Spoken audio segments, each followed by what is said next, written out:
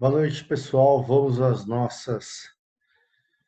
nossa aula de avaliação de investimentos. Vamos dar prosseguimento à aula da semana anterior, onde tratamos a respeito de fluxo de caixa. É uma matéria um tópico, né, um tema que, se a gente fosse realmente observar, teríamos que ter muito mais tempo para estar detalhando cada vez mais a matéria, mas como a gente tem tentado resumir bastante as nossas atividades em função do curto período de tempo, em função da tecnologia que hoje nós temos e também em função dos problemas que nós estamos enfrentando, né? Então, vamos lá. Vou dar prosseguimento ao que a gente viu na aula anterior, certo? Onde eu havia passado uma transparência para vocês, vou até aqui mostrar novamente, uma apresentação sobre fluxo de caixa de investimento, onde a gente fez um apanhado geral, falando a respeito, né, dando um conceito inicial da importância do fluxo de caixa, porque a pessoa que não consegue manter um fluxo de caixa positivo, com certeza vai entrar na estatística do Sebrae, né, que é a falência.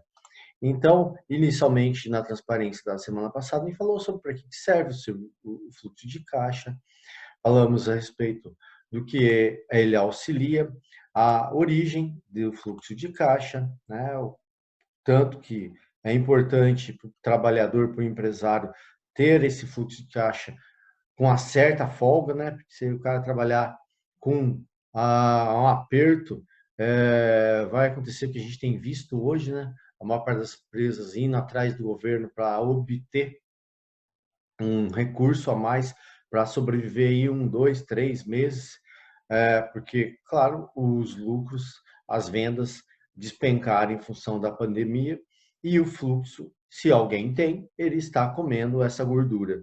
Quem não tem, infelizmente, está deixando contas para trás. Não está pagando água, não está pagando luz e, com certeza, mais 1, 2 meses e essa empresa vai começar a demitir, vai começar a pensar até em fechar as portas. Então, a gente viu lá que o fluxo de caixa ele tem as suas particularidades e ele é dividido, né, em 3 grupos: operacional, atividade de investimento, que é a que a gente tem visto mais nessa disciplina, e atividade de financiamento. A estrutura, então, de atividade operacional, são os fluxos das operações decorrentes das atividades operacionais da empresa, de atividade de investimento, que estão ligados aos desembolsos referentes às aquisições de ativos imobilizados, que são utilizados na produção de bens e serviços, né? A matéria-prima. Atividade de financiamento, são referentes aos empréstimos e financiamentos captados pela empresa. Hoje, as empresas estão indo atrás do governo para conseguir um dinheirinho a mais para poder pagar suas contas e postergar a sua dívida aí para quando as coisas se estabilizarem. Na apresentação seguinte, eu gostaria de mostrar a vocês, né, vamos lá na próxima apresentação, a respeito dos nossos modelos de fluxo de caixa, né? Então, deixa eu até aumentar aqui um pouquinho para a gente trabalhar. Nós temos um trabalho aí do professor Alexandre Wander, que é da G-Company, Gestão e Controladoria e Treinamentos Executivos em Finanças, que trabalha nessa apresentação modelos de estrutura do fluxo de caixa pelo método direto e construção da taxa mínima e atratividade. Nós ficaremos apenas com o tema modelos de estrutura do fluxo de caixa pelo método direito. É um trabalho bastante completo, resumidinho, então não vamos ficar perdendo muito tempo em desenvolver apresentações, já que a gente tem aí uma apresentação bem tranquilinha, bem bacana para trabalharmos. Então, inicialmente, o processo de avaliação e seleção de alternativas de investimento envolve o dimensionamento dos fluxos de caixa, a avaliação desses fluxos e a definição das taxas de retorno exigidas. Então, se a gente tem lá na ponta do lápis todas as nossas contas, a gente consegue muito bem fazer, primeiro, dimensionamento dos fluxos de caixa, né? Da onde está vindo, quais são as nossas principais fontes, avaliação desses fluxos, se eles vão dar conta do recado aí por mais 1, 2, 3 meses de crise, de pandemia, e a definição das taxas de retorno que a gente exige, retornos relacionados às nossas contas que nós temos a pagar, a receber, o dinheiro que está em caixa, qual é o retorno que ele vai nos dar, se tiver em poupança, se tiver em renda fixa. Então, está tudo ligado a investimento, né? Que é o nosso foco, né? Processo de avaliação de seleção de alternativas de investimento. Então, o administrador precisa ter tudo isso na ponta do lápis, tá? Dimensionar, avaliar e definir as suas taxas para que ele tenha certeza de que o seu fluxo de caixa vai dar conta do recado. Desembolso ou investimento inicial. Então, inicialmente, isso refere-se ao volume comprometido de capital direcionado à geração de resultados operacionais futuros. Então, eu vou montar a minha empresa no início, eu preciso saber se esse dinheiro, se esse investimento vai ser suficiente.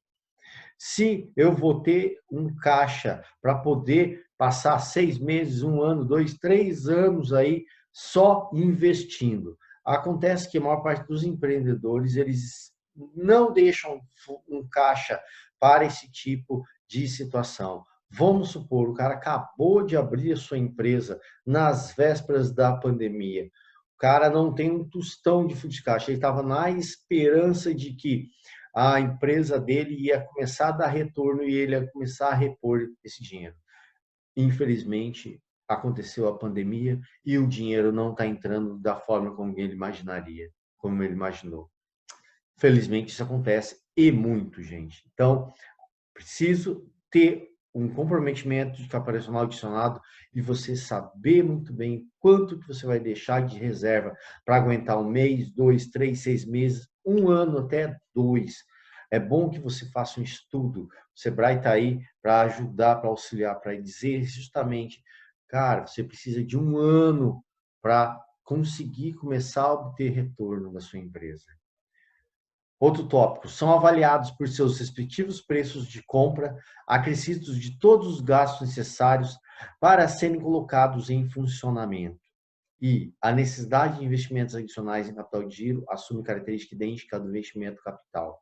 Então, a gente tem várias opções aí para poder adicionar capital ao nosso fluxo. Então, a necessidade de investimento, aqui agora no momento da pandemia, algumas empresas estão necessitando e estão tentando recorrer aos bancos, ao governo, tentando protelar dívidas, tentando financiamentos e empréstimos para poder sobreviver mais 1, 2, 3, 6 meses, se possível. Relevância dos fluxos de caixa nas decisões de investimento. Então, por meio dos resultados de caixa, a empresa assume efetiva capacidade de pagamento e reaplicação dos benefícios gerados na decisão de investimentos. Então, o cara tendo dinheiro, ele consegue cumprir as suas obrigações. É fundamental o conhecimento dos benefícios futuros esperados de sua execução ao longo da vida prevista do projeto. Então, o cara possui conhecimento, tanto que vai entrar no futuro, que já tem isso na ponta do lápis, com certeza ele não vai passar apuros. Os fluxos de caixa ao valor futuro são descontados a taxa de oportunidade que reflitam o risco do investimento. Então, ao valor futuro são descontados a taxa de oportunidade que reflitam o risco do investimento. Aqui, nesse exato momento, muitas empresas estão pegando o dinheiro do governo e estão imaginando que a coisa vai melhorar a setembro, outubro, novembro. Então, ele está tendo uma perspectiva de pagamento dessa dívida e já esperando de que esse dinheiro que ele está pegando do banco ou do governo, esse dinheiro ele vai poder quitar, pagar, né, as suas dívidas com esse valor futuro que ele espera voltar a receber. É um risco, né, gente? Porque, infelizmente, a gente não sabe o que pode acontecer da agora em diante. Então, eu sempre digo, é importante que haja um plano B. As empresas precisam modelar, se refazer, se reinventar, porque é possível que a gente fique por muito mais tempo nessa mesma situação.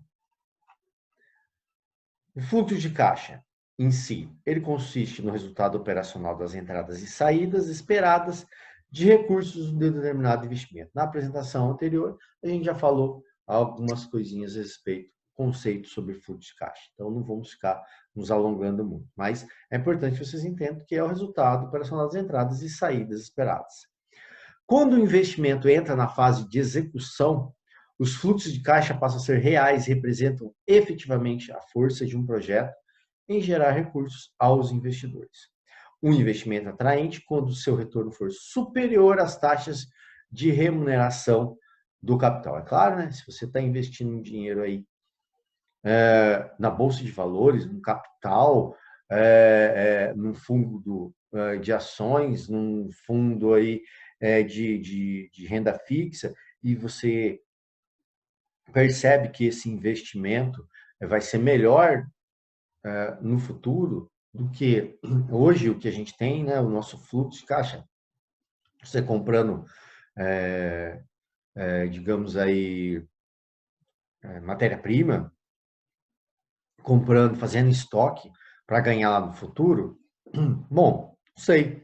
A gente tem que contabilizar tudo isso. Às vezes não é interessante fazer esse tipo de coisa hoje, mas quem tem dinheiro sobrando, com certeza tem usado dessa estratégia, investindo para no futuro esse retorno ser mais atraente para ele, né? Não vejo hoje como uma boa estratégia, porque o dólar está muito alto, a maior parte dos produtos só aumentou de preço, a não ser que o cara consiga hoje obter de um fornecedor que está aí meio quebradão e comprar um material mais barato. Mas, fora isso, é meio complicado. Bom, recursos que são investidos dos projetos. Caixa, o financiar o capital de giro, investimentos, imobilizado, né? Que é o imobilizado terreno, máquinas, equipamentos, instalações industriais, marcas e patentes, que é o valor investido para registro da marca, o intangível, que é o valor gasto para o desenvolvimento do produto, né? Que é pesquisas, o estoque, que é matéria-prima, material complementar, produto acabado, e os clientes, que hoje em dia, a sua grande maioria, estão passando cartão, estão pedindo parcelamento, então, se você vai fazer uma previsão, então já faz aí uma previsão de vendas a prazo. O único cara que faz previsão de vendas à vista é o dono de boteco, é o dono de restaurante, que geralmente esse cara paga no dinheiro ou ali no cash, no cartão à vista. Fora isso, a grande maioria das pessoas pedem para dividir as suas contas. Eu não vejo ninguém chegar num bar, fazer uma compra num restaurante, e aí pedir para parcelar em 2 vezes. Eu não vejo. Isso é meio que cultura, né? Porque poderia sim, com certeza, mas ninguém faz. Então, a maior parte dos negócios, os clientes pedem as vendas a prazo. Então, quando você faz essa previsão, normalmente esses investimentos são efetuados no momento T0, o momento que você está iniciando o seu investimento, antes que ocorra qualquer receita de vendas. Por quê? Porque senão vai dar alteração lá no meu caixa. Então, estou com tudo certinho, bonitinho, vou iniciar, eu contabilizo caixa, os investimentos, o estoque, meus clientes, para ter um balanço patrimonial correto, certo?